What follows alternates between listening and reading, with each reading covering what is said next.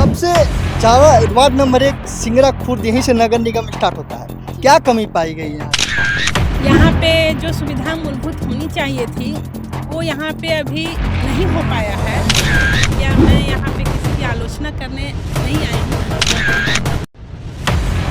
मैं सिर्फ अपने काम को दिखाऊंगी।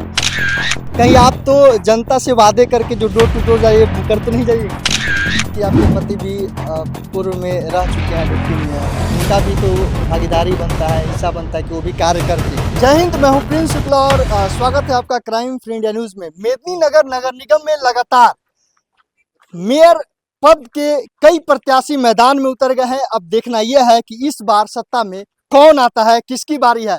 इसी बीच आज सिंगरा वार्ड नंबर 1 के निरीक्षण में दौरे पे निकली है जनता के बीच जा जाकर, और ये वादे कर रही हैं कि अगर ये इनकी सत्ता सरकार में आती है तो ये जनता के लिए क्या करेंगी, इन्हीं के जुबानी जानते हैं। सबसे पहले बहुत बहुत स्वागत है रिंकू सिंह जी आपके हमारे चैनल में।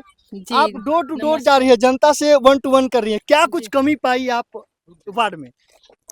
जी, अभी ये जो क्षेत्र निगम में नए क्षेत्र जो सृजित हुए हैं उसमें मूलभूत सुविधाएं जो होनी चाहिए वो उपलब्ध नहीं हो पाई है। इसके लिए हमें खेद है। लेकिन अगर मुझे जनता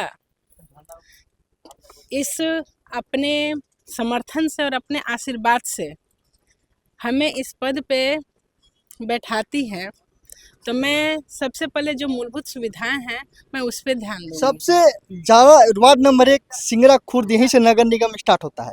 क्या कमी पाई गई यहाँ इस जगह पे? जी, अभी तो जब हम रास्ते से चल के आ रहे थे तो यहाँ पे जो चलने के लिए रास्ते जो सड़कें होनी चाहिए वो नहीं हो पाई हैं, तो मैं इस पे ध्यान दूंगी।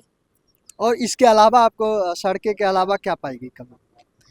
अब जगह जगह जो जा रहे हैं अभी देख रहे हैं यहाँ के और जो घूमे हम डोर टू डोर में तो यहाँ के लोगों का अभी कंप्लेन था कि जैसे बरसात के मौसम में जो यहाँ के लोग हैं उनके ज़मीनी स्तर शायद कोयल नदी के बहाव में चली जाती है, तो लोगों का ये शिकायत कई थी। ऐसे पहले भी पूर्व मेयर रह चुकी है यहाँ पे, वो जो कार्य की हैं उसमें और अब में आपको क्या अंतर लग रहा है? क्या कार्य हुआ और क्या होना चाहिए था?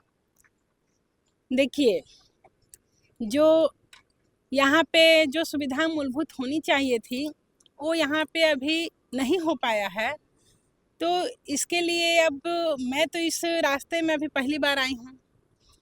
अब जो सुविधा उपलब्ध होनी चाहिए वो नहीं हो पाई हैं तो उसको मैं बोल रही हूँ कि मैं करूँगी। अब मैं लोगों ने क्या किया क्या नहीं किया, मैं यहाँ पे किसी की आलोचना करने नहीं आई हूँ, मैं सिर्फ अपने काम को दिखाऊंगी और मैं जो काम करूंगी उसी के बारे में मैं बात करूंगी। आपके पीछे महिला की पूरी मंडली है, आप एक महिला हैं और महिला के लिए कई तरह की सुरक्षा पे आवाज़ उठती थी, कमी पाई गई है, उसके लिए क्या कीजिएगा महिलाओं के लिए? महिलाओं के लिए महिला सशक्तिकरण को बढ़ावा देंगे और सबसे महिलाओं के लिए आप मार्केट में देखते हैं कि उन लोगों के लिए शौचालय की व्यवस्था नहीं है। सबसे तो कठिन समस्या ये है, मैं सबसे पहले इस समस्या पे ध्यान दूंगी और महिलाओं के लिए एक सशक्तिकरण को बढ़ावा दूंगी और उनके लिए मैं पहले भी बता चुकी हूँ और चैनलों के माध्यम से कि मैं इससे पहले भी जो पूर्व मेयर रह चुकी हैं वो भी तो यही वादे कर थी, लेकिन ये धरातल पर उतरने के बाद ग्राउंड जीरो पे कुछ भी नहीं हुआ। हर कोई वादे करके मुकर जाते हैं, हर नेता की यही स्थिति है। आप क्या कीजिएगा? कहीं आप तो जनता से वादे करके जो डोर टू डोर जाइए मुकर तो नहीं जाइएगा?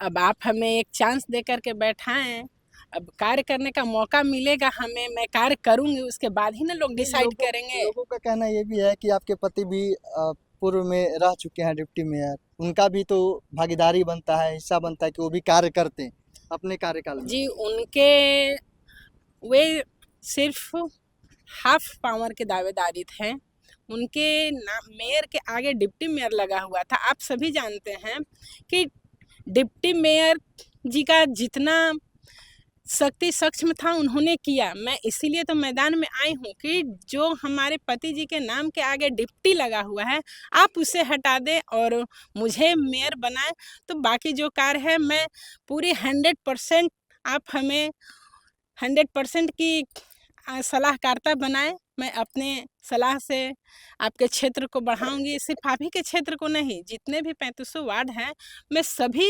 वार्डों में जो मूलभूत सुविधाएं हैं मैं उसको उपलब्ध कराऊंगी। उसके बाद मैं अपने नगर निगम को विकास की ओर ले जाऊंगी, क्योंकि जब लोग अंदर से मजबूत होंगे तभी बाहरी मजबूती दिखती है। जब लोग मूलभूत सुविधाओं से ही नहीं उस सुविधा को ले पाएंगे तो सिर्फ बाहरी चमकता हुआ शहर क्या करेगा जब लोग अंदर से ही मजबूत नहीं रहेंगे। तो मैं सबसे पहले जो मूलभूत सुविधाएं हैं मैं उस पर ध्यान दूंगी।